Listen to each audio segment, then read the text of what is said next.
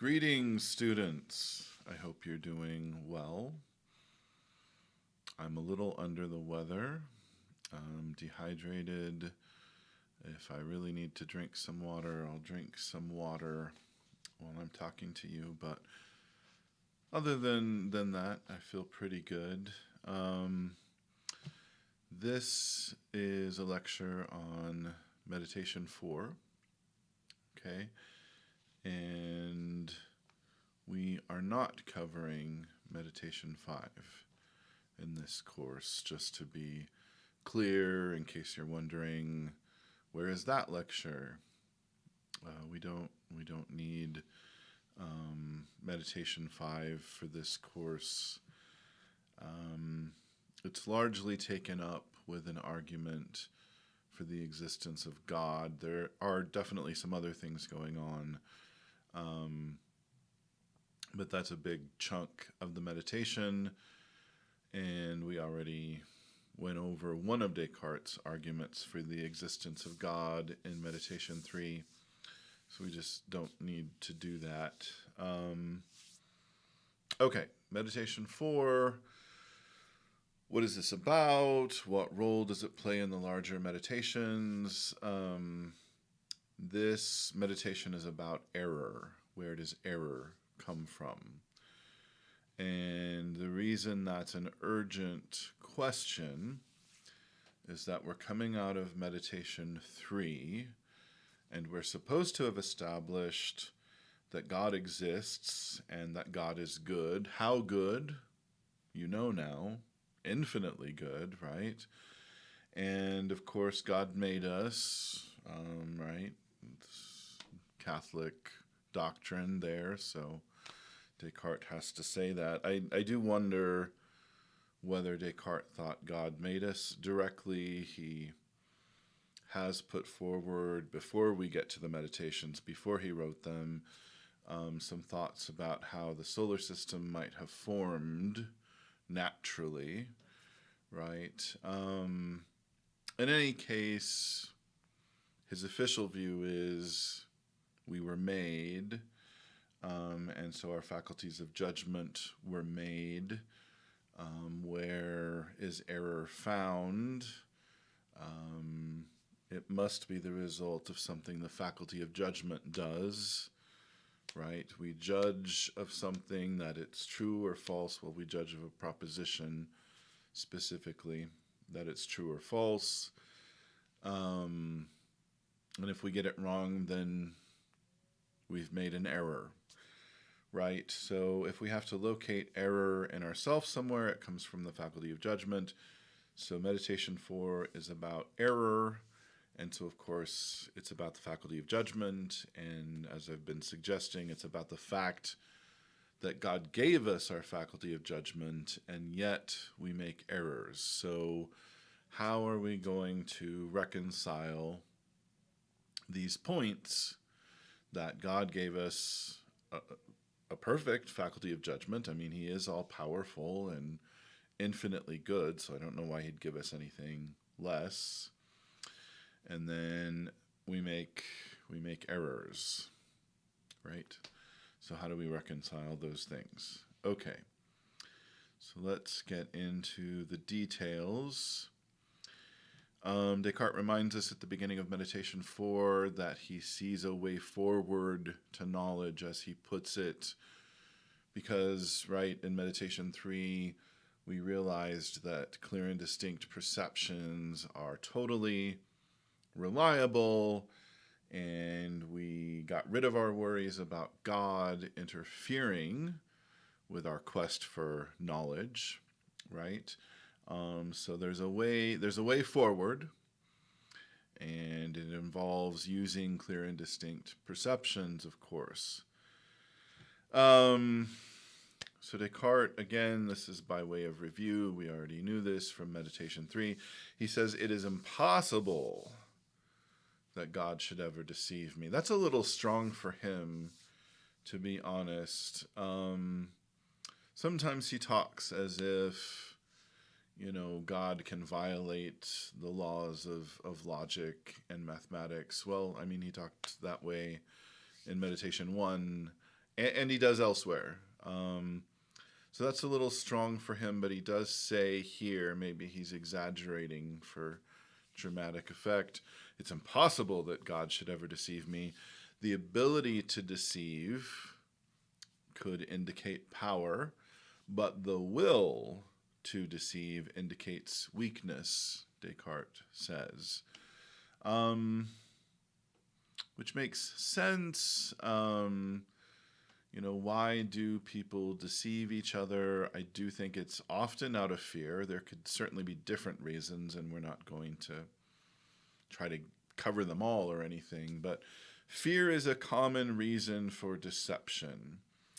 I don't want people to find out what I've done. I'm afraid they'll think ill of me, or maybe what I did had some bad consequences. Maybe I'll actually be punished or socially sanctioned, right? So I don't want people to know what really happened. So I created deception, right? Why would God be afraid? That really would indicate weakness, right? If God's afraid, that means there's something that could threaten God. So, I mean, as far as it goes, without really, really getting into it, yeah, sure, the will to deceive seems to indicate some kind of weakness, so we wouldn't attribute that to God. It wouldn't really make sense. Okay, so I received my faculty of judgment from God, as I was already saying. God doesn't want to deceive me. So doesn't this imply that I can't go wrong? I can't make an error as long as I use my faculty of judgment correctly. Well, it does seem to imply that, right? And again, that's really what this meditation is about. Don't we have reason to think that I can't make an error, at least if I try to use my judgment correctly, if my intentions are good? Don't we have reason to think I can't actually make an error?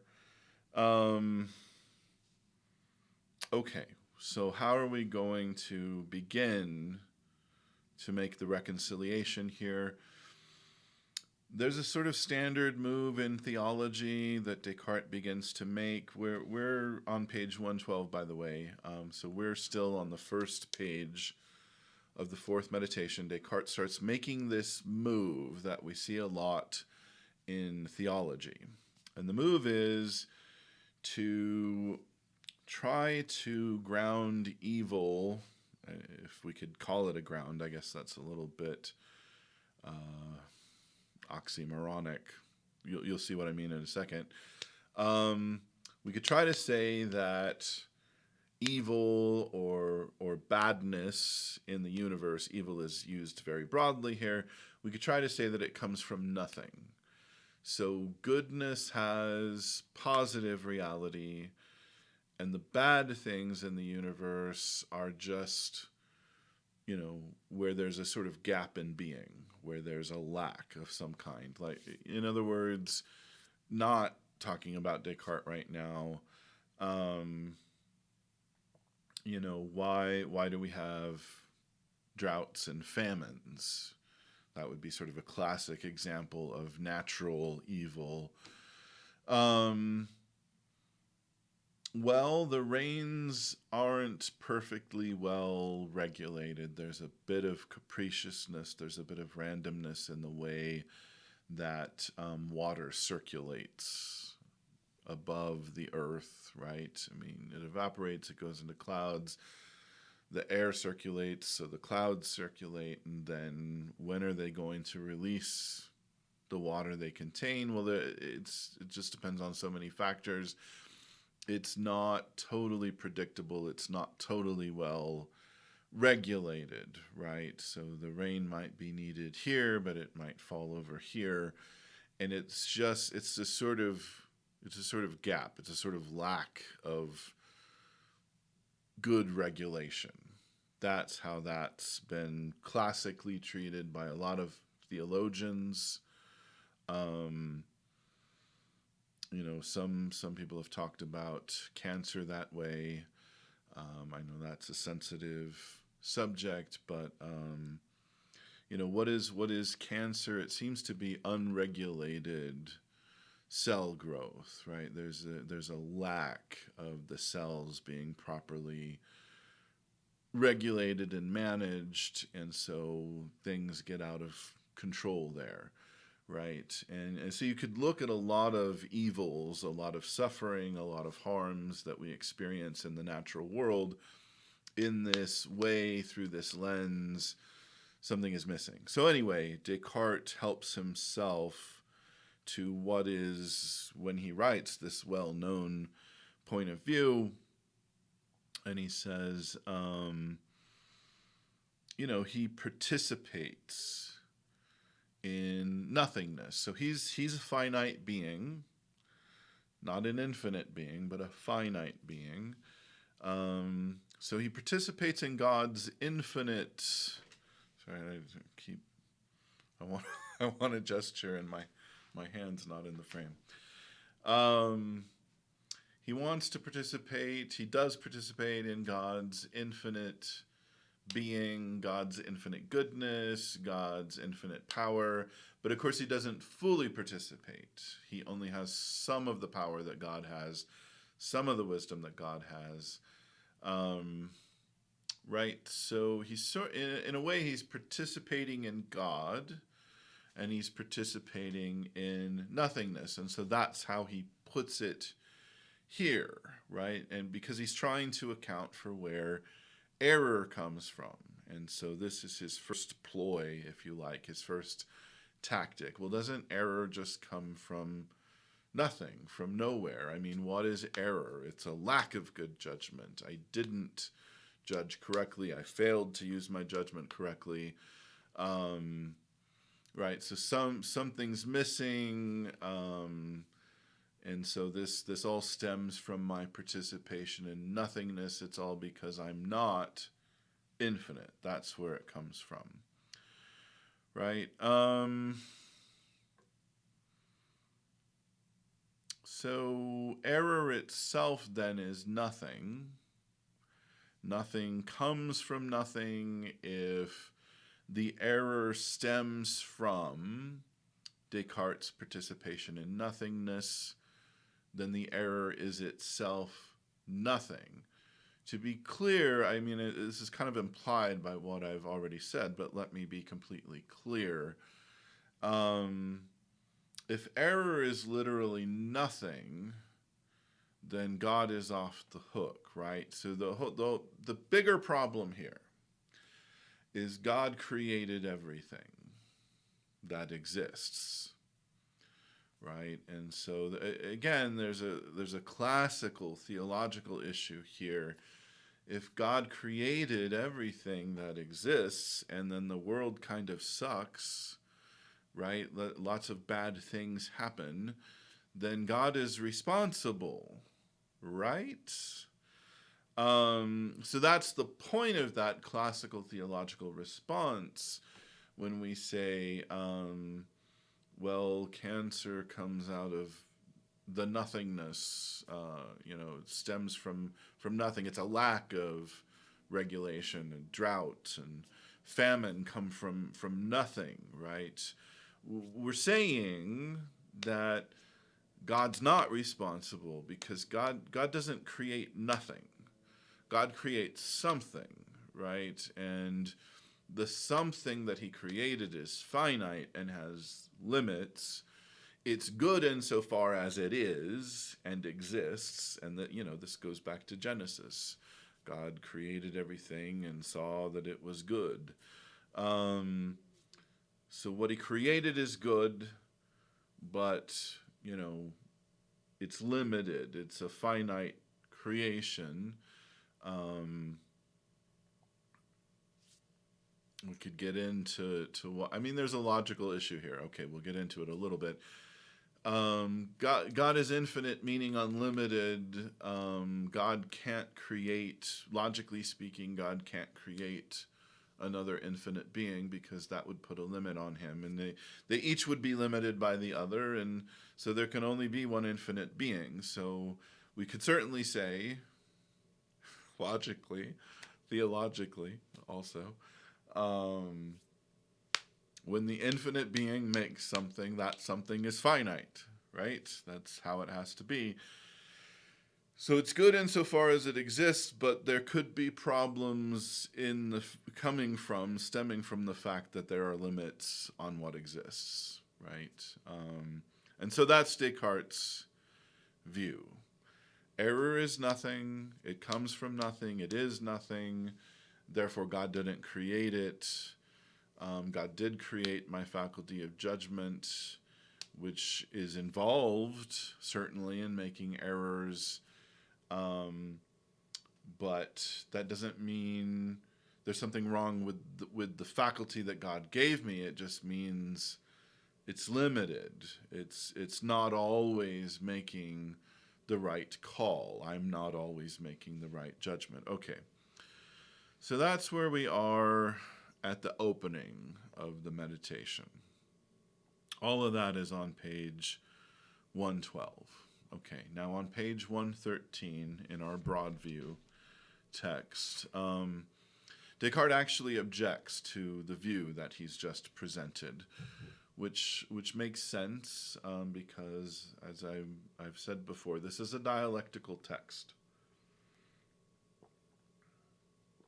We get a lot of back and forth. Descartes puts something forward,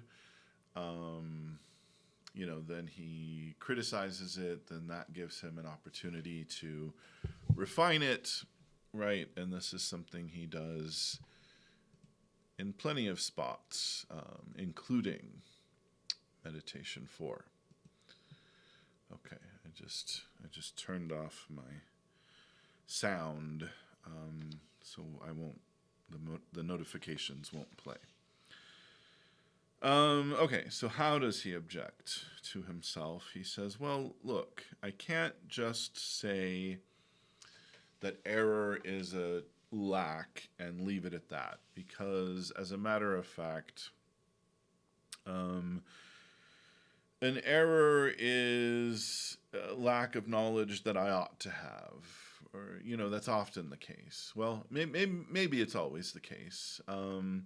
Right? Certainly if we try to distinguish error from ignorance, these are two different words, right? So they have two different meanings, it seems, on the face of it.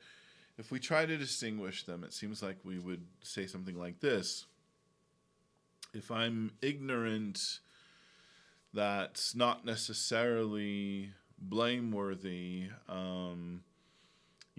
There's a question about whether I'm ignorant of something that it's easy to know that I should have known, or I'm ignorant of something that is very difficult to know, that it might have been outside of my power to know, right? So ignorance doesn't suggest fault. But when we say error, that seems to suggest fault, and we could certainly say, well, some errors aren't my fault and some are, so there's that. But the word error, certainly more than ignorance, suggests a fault, right? And so Descartes points this out, right? If I said that the Meditations on First Philosophy were written by Plato, right? I'm a philosophy professor. I know they were written by Descartes, but sometimes I do get up in front of class and say really weird things. So I could imagine telling the class that Plato wrote the Meditations, or, making some reference to the author of the Meditations, Plato. I could imagine doing something like that. I know I've done similar things, not something quite that bad. That's an error, and that seems blameworthy, right? It says probably if it's so bad that I'm saying Plato wrote the Meditations, I didn't get enough sleep, I didn't prepare for class, I did something wrong. There are cases and there are cases. I could be having a cognitive incident in front of the class. Something could be really wrong with my brain. That's somehow not my fault. But generally speaking, I know that if I say something that weird and outlandish, um, I didn't prepare properly, right? So I made an error. It's my fault. Or if I'm trying, I mean, nobody reconciles their bank statements anymore, but that used to be a thing that people did. In other words, you'd have your check register. I don't even know if you guys know what I'm talking about. Um, you're supposed to you're supposed to have a checkbook, right? And you write a check and you put it down in the check register because you don't know when the money is going to come out of the account. This isn't really how things work anymore. But this is how it used to be. So you write down, oh, I wrote this check for this amount, and you keep your own tabs on what's going on with your checking account, and then that's why we get these bank statements, or certainly that's a reason why. So the bank can tell us, well, this is what we this is what we think is in your account, and these are the transactions that we've recorded, right? So you used to do reconciliation where you would sit down and try to figure out, okay, like, I think I have $1 more than the bank says. What's going on? So you sit down and you do some pretty basic math. This is why I'm bringing it up, right? And then you hopefully you eventually figure out why you're $1 off, right? And then it turns out somewhere you didn't carry a 1, and you needed to, and that is also, I'll just make it personal, my fault when that happens. And maybe you're willing to say the same from your own point of view. I know how to do basic addition and subtraction, so if I'm $1 off, then what? I was inattentive or something. I probably did something wrong. Okay, so the point of all that is, maybe I shouldn't have gotten into checkbooks. The point of all that is, error is the lack of knowledge I ought to have. Right? It's not just ignorance. These words don't mean the same thing.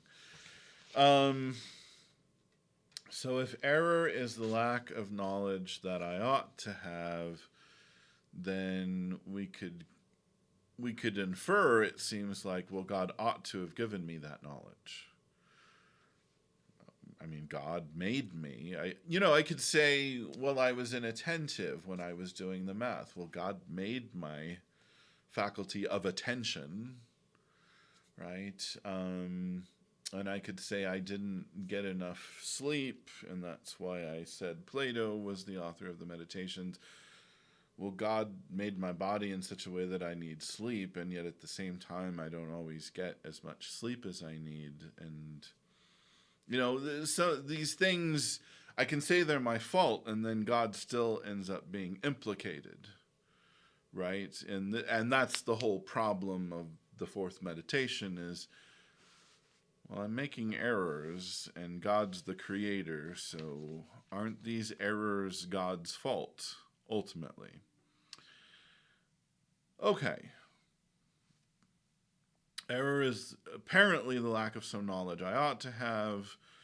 What are we going to say about this? Well, one thing to think about is, God didn't need to make everything equally perfect in every dimension. So, ultimately Descartes' position is the faculty of judgment is good as far as it goes. But clearly, my faculty of judgment is finite, and if we want to be more precise about it, it's my understanding that's finite. So it'll turn out that the faculty of judgment involves the intellect and the will, or the understanding. That's the word I just used. And the will. I mean, these are the same thing, intellect and understanding. Um, so these two faculties are always involved, and when we look at the intellect or understanding by itself, we see that it's finite. We see that, you know, it involves looking at these ideas, and some of them are clear and distinct and some of them are murky, and then some ideas I just don't have, and like I could get them from talking to the right people or reading the right things or having the right experiences, but some ideas I just don't have. So my understanding is finite. It doesn't have all the possible ideas that exist, right? Um, so there is this argument in the text that we could call the tapestry argument, and again, there is a broader theological discussion that Descartes is drawing on here. So on the one hand, we could say, well, it looks like an error is the lack of knowledge that I ought to have, but then drawing on the tapestry argument, which is not a word that Descartes actually uses, but he's writing in this vein. We could also say, as a counter to this point about error, that the universe is a beautiful tapestry. God created the universe and called it good. He looked at his creation and said, yeah, cool, that's good, right? And so the thing is, it's beautiful as a whole. God sees the whole. The thing about tapestries is, if you were to just pick out a little piece or part of the tapestry, that piece by itself isn't necessarily beautiful, right? And especially if you're looking at the underside of the tapestry, which you could do, that might be a total mess, and you don't even know what it means, right? So the whole thing, taken as a whole, is good. But an individual piece might not be good by itself. It might not be good in isolation. It might just be good in its contribution to the whole. So, error is the lack of some knowledge I ought to have. Oh, but wait a minute. I'm contributing to a whole. If we're going to make a beautiful tapestry, we don't want every element to be the same. We want diversity. So that's another word that Descartes doesn't use, but the idea of diversity is here, right? He's saying there's no reason for God to make a universe in which everything is just like everything else. There is a reason to make a universe in which different things play different roles and they complement each other, right? And they put each other in a good light and they contribute to each other, right? There's a reason. I mean, in a way, that would be what makes it a universe, right? Rather than a set of discrete things. If you've got things interacting with each other and drawing on each other and cooperating with each other and sometimes competing with each other and contrasting with each other, then it's a universe. Then it's a dynamic universe. And so I'm not using Descartes' words, but this seems to be what he's getting at. There's no reason for creation to be homogeneous. There's no reason for creation to be the repetition of the same thing over and over again. There is reason instead for creation to be,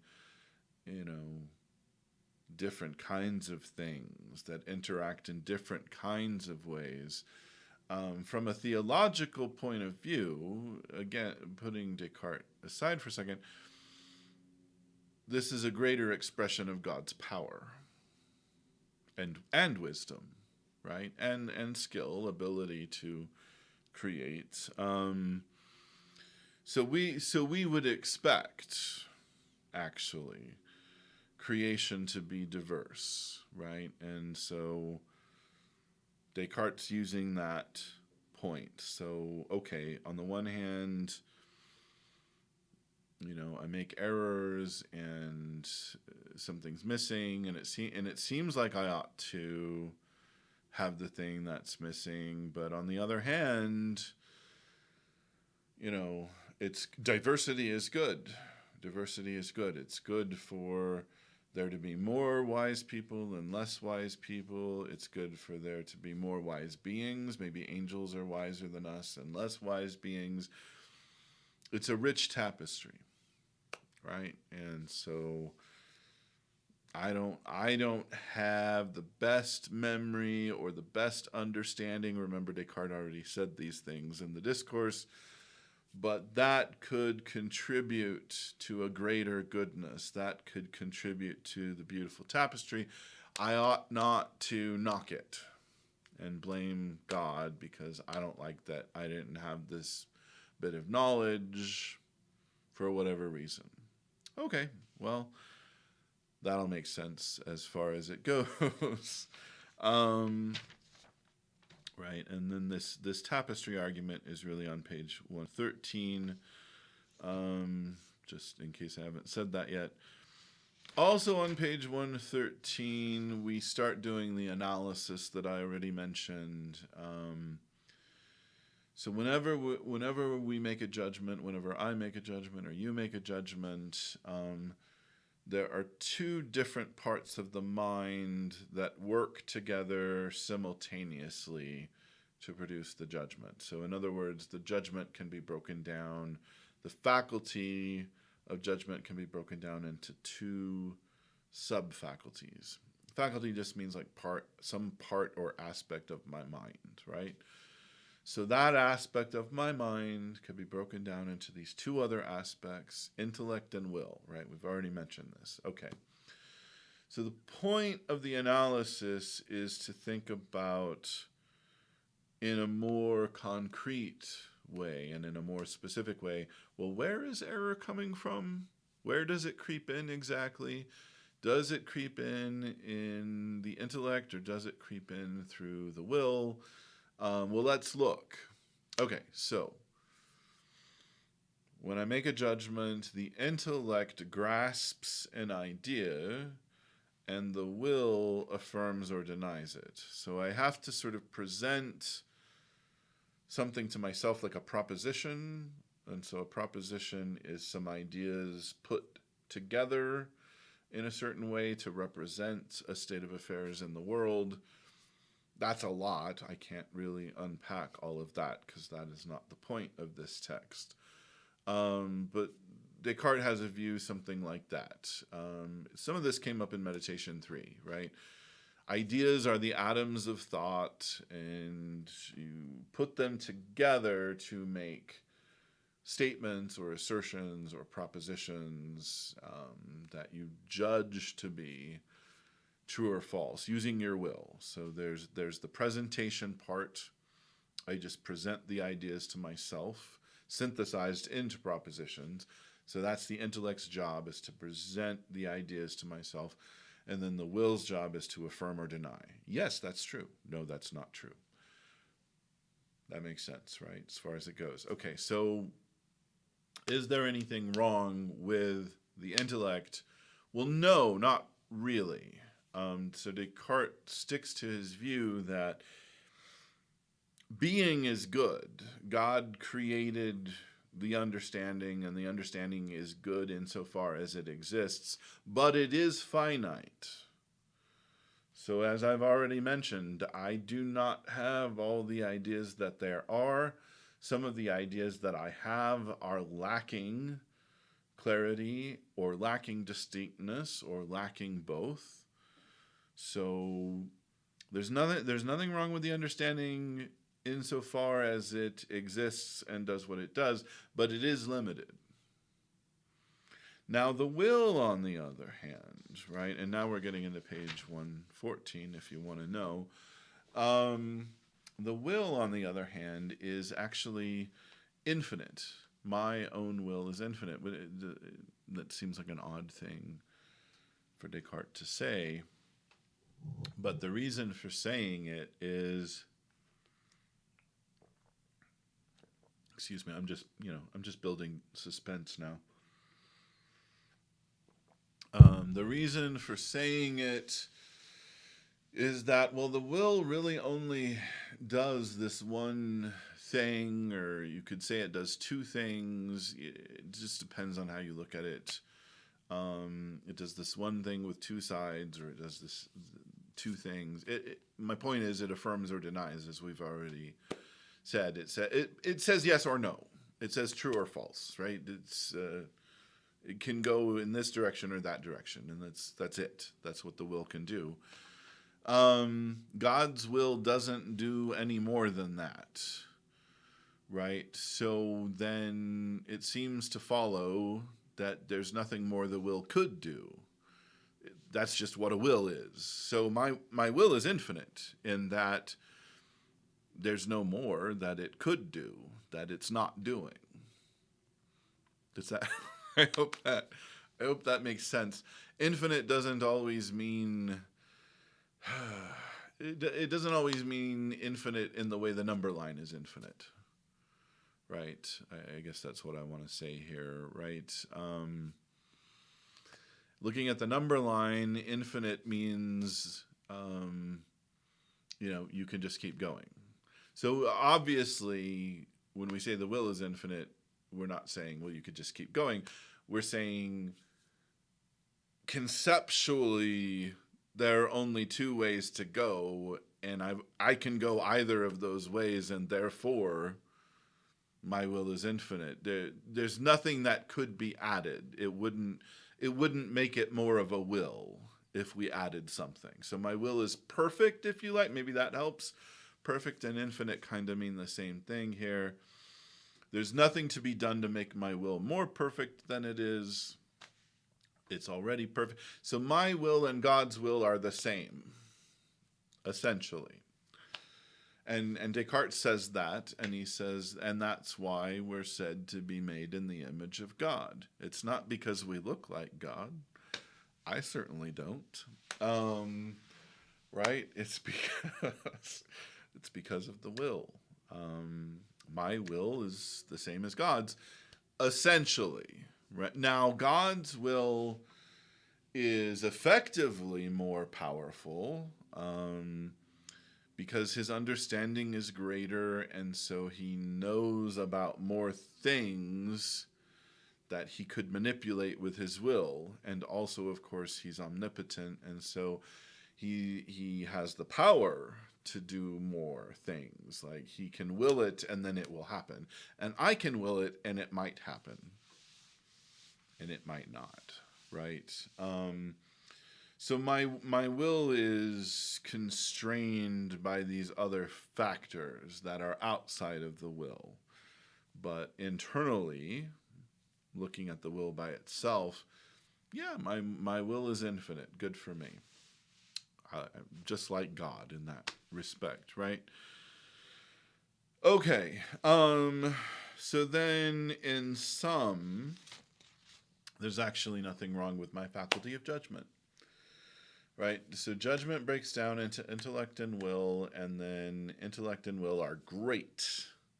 There's nothing wrong with them. So why do I make errors? Oh, there's a gap, right? But which, by the way, is nothing. A gap is nothing.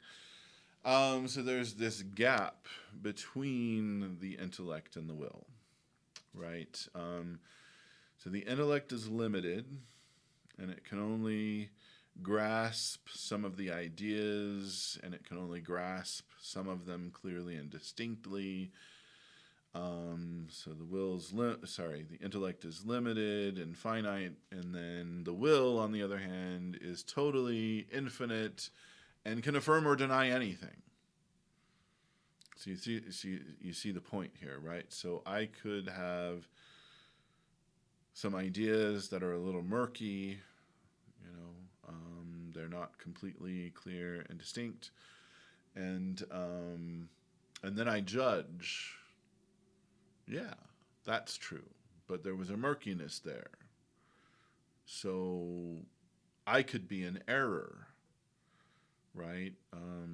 Because I didn't have a perfect presentation of reality. There was some opacity, there was some murkiness in my presentation that I grasped with the intellect, and yet I affirmed and said, yes, that's true. And so now I'm leaving myself open to error, and that possibility exists because of the gap.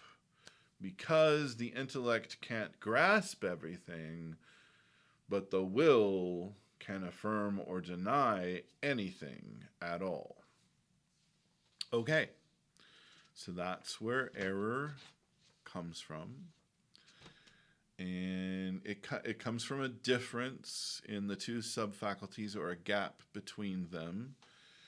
And even if we say difference, I mean, a difference is, in the real world, a difference isn't anything, right? I mean, in other words, red exists and green exists, but the difference between them that I'm able to see, well, that doesn't have an existence of its own. It's just that I can tell that this is red and this is green, and they're different, but the difference doesn't have an existence of its own. It comes from intellectual capacity to identify and recognize the things that exist, right? Or if one person is taller than another, that difference in height doesn't have an existence of its own.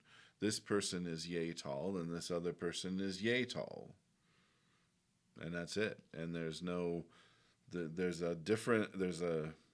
difference in height, but that doesn't exist somewhere in particular. It's just that I can tell things apart, and I can tell different heights apart. I hope this makes sense. So that's Descartes' view. He never quite gets around to saying that. It seems.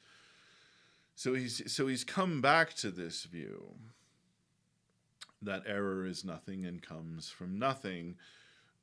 We've gained the insight that, okay, sometimes error is the lack of some knowledge I ought to have, but when that's the case, it is still, nevertheless, the case that error was made possible by a difference between the intellect and the will. One's infinite, one's finite.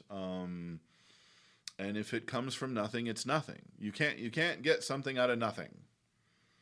We learned that from Meditation 3, right? If it comes from nothing, it's nothing. Error does come from this gap between the intellect and the will, and so it's not anything.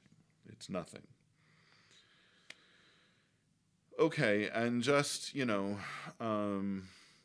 to be clear, I can always constrain my will if I think about it and I'm careful, which gives us a rule to follow here.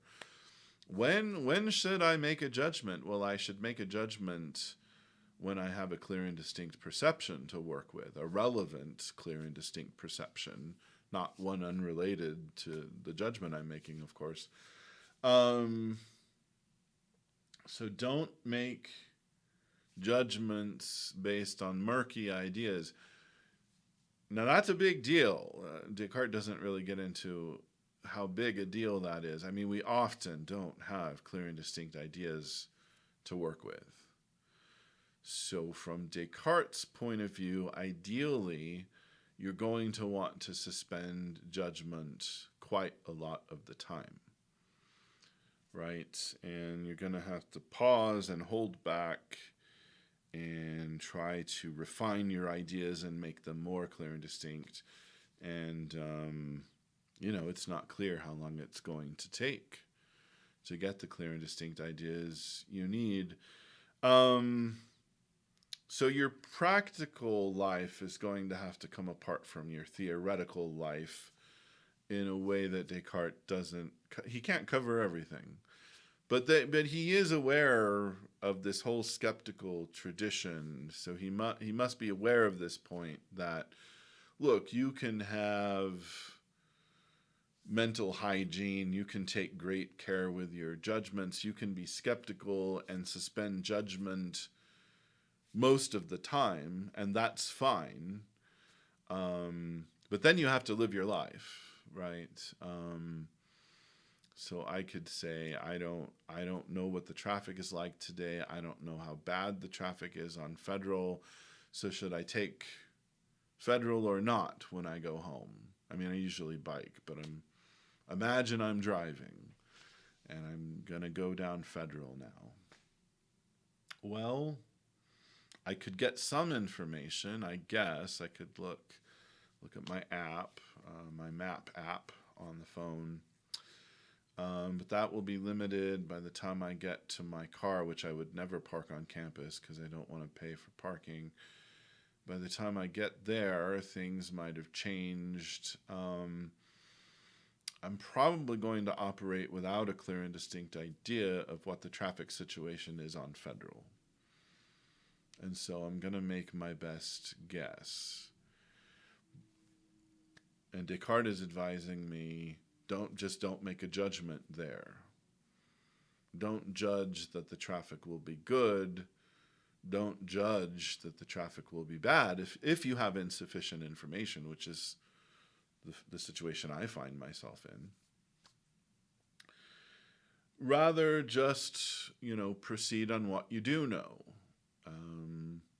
I do know that the traffic is often bad on Federal.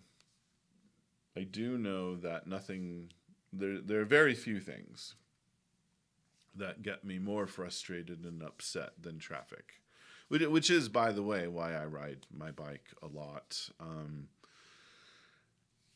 It's not a good situation for me to be stuck in traffic, and I know this. So I'd rather ride my bicycle. Anyway, if I have a car on some given, I don't today. I rode my bike. If I'm confined to my car on some given day and I have to deal with this how do we get home situation, I just have to proceed with what I know and not try to make a judgment about things I can't know. And that's built into Descartes' view, even though he's not saying it. So I'm not going to take Federal. The traffic is often bad, and I get frustrated by bad traffic. And so, anyway, my point is it's a little off to the side. It's a little tangential with respect to Descartes' actual text. But it is important to note, I think, that if we really try to follow his rule, that you just judge when you do have a clear and distinct idea or you have relevant, clear and distinct ideas, your theoretical life and your practical life are going to come apart because you're going to have to proceed in the world without knowledge a lot of the time. That's what I'm getting at. I'm going to go ahead and avoid Federal, admitting that I don't know that the traffic is bad. That's not the point. That I just need to have a best practice. I need to decide.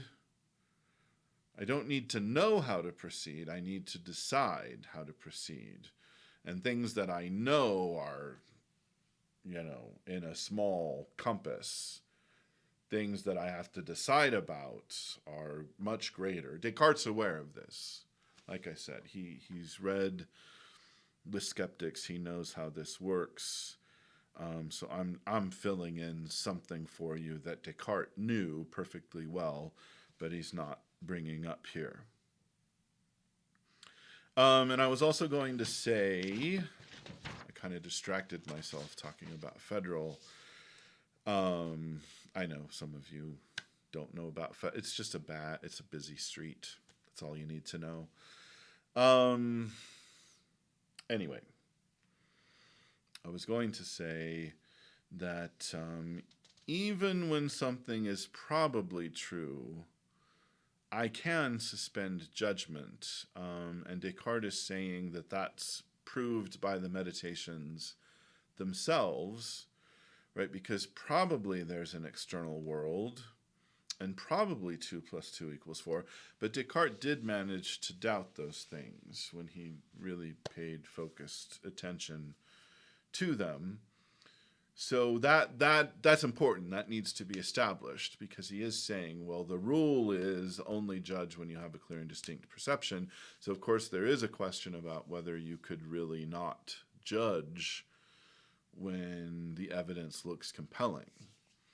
Well, remember your reasons for doubt. Remember the evil demon, and then you'll be able to suspend judgment, right? Okay, so that's great. We've got a rule. So do we know how to proceed? Do we know how to get knowledge? Yes.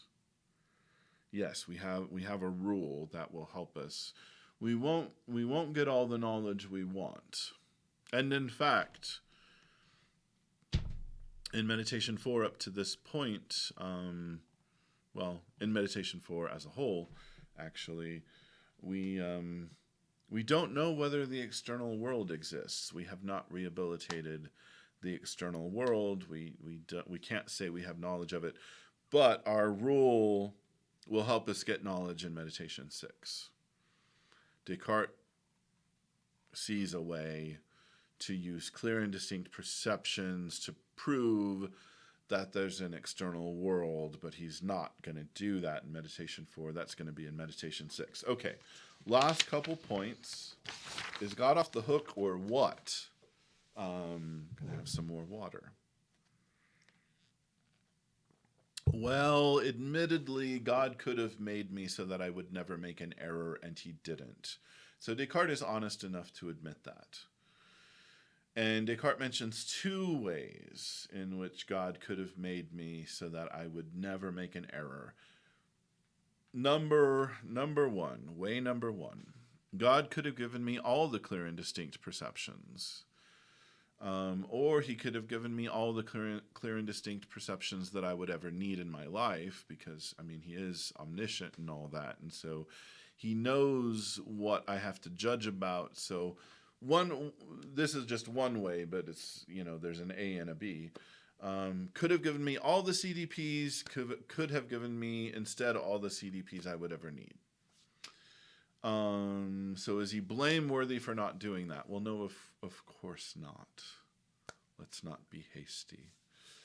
I'm finite, and there's the tapestry argument, right? The universe is good because of diversity. Okay? So, sorry. I keep thinking about how DEI programs are under attack. I can't help it. I keep using the word diversity. So apparently God wants diversity. So something to think about, folks. God is pro-diversity, at least according to Descartes, right? It makes sense as far as it goes. So we can't blame God for not giving us all the CDPs or not giving us all the CDPs we would ever need. It's good to have differences and for things to complement each other and depend on each other, okay? What else could God have done? Well, we formulated a rule that will keep us out of error. And the rule is only judge when you have relevant CDPs, right? So God could have, put that rule into my mind in such a way that I would never, ever forget it. Maybe in such a way that I would always think of it whenever it's relevant. God could have done that. Didn't do it. Is that bad? Well, God is letting me do that myself, right? That's not exactly what Descartes says, but he's kind of suggesting he's just giving you the opportunity to do it. Can you think of the rule? Well, we were just talking about it, so you can think of it. Can you keep bringing the rule to mind whenever you need to make a judgment so that you form a habit of thinking of the rule when it's relevant? Yeah, you could do that. So did God give you what you needed? Yeah. Right? So nothing's missing. And again, these aren't his words, but well, you get to self-create. I mean, you get to create yourself to some extent, since God didn't burn that rule into your brain. You get to train yourself to think of the rule when it's relevant. So that kind of makes you more godlike, right? That you can create yourself to some extent. Okay, so that's meditation 4. Where does error come from? Nothing. What is error? Nothing. But if we want to be more specific, yeah, sometimes error is the lack of knowledge you ought to have, but God didn't have to give it to you. God gave you an intellect and a will and goodness. Those are wonderful faculties, but there's a gap between them, and because of the gap, it's possible for you to affirm or deny some ideas that you don't really perceive very well, and that, that's on you, bud. So don't do that. Follow the correct rule of judgment. All right. Well, thanks. I hope this has been edifying, as always.